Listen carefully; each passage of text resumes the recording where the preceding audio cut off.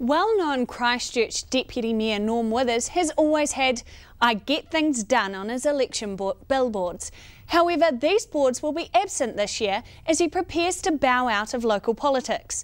The Deputy Mayor joins Jonathan Mitchell live in the studio to explain why and what's next.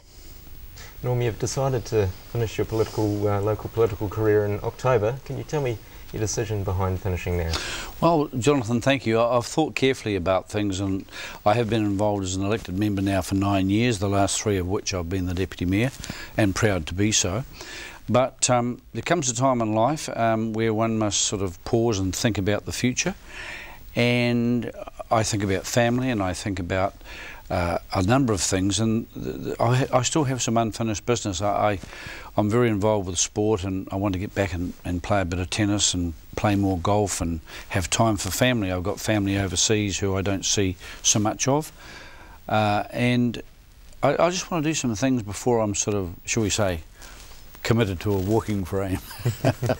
So a year before you got into council, you were campaigning for tougher penalties for violent crime. Can you explain to me the background behind that? Of course I can, and happy to do so. For 23 years I run a menswear store on Wairaki Road in Christchurch, and a lot of people out there were over a period of time valued customers. But a sad, tragic event occurred with my mother where a criminal who was on parole beat the living daylights out of my mum and robbed her whilst I was in town doing warehouse duties.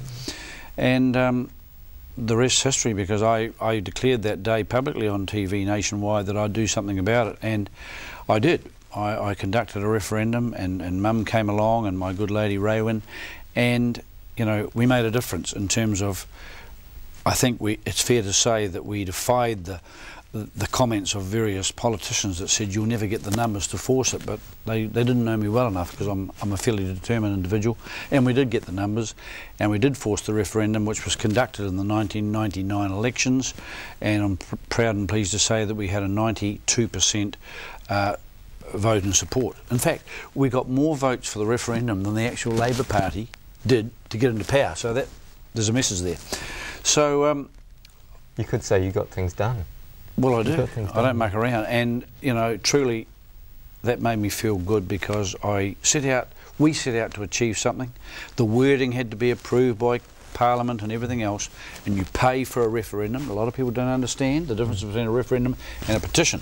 The wording always has to be approved, but with a referendum you pay $500, which mightn't sound much, but it's $500, and if you achieve the numbers, there's a referendum conducted. With a petition, they sit around the table and have a cup of tea and say, oh, this is a bit difficult, and that's the end of it. So that's why I chose that course. So community's been a big part of your life. Can you explain to me about that and what you hope to do with the community and still do in the future? Yeah, good question, Jonathan. I mean, I love people.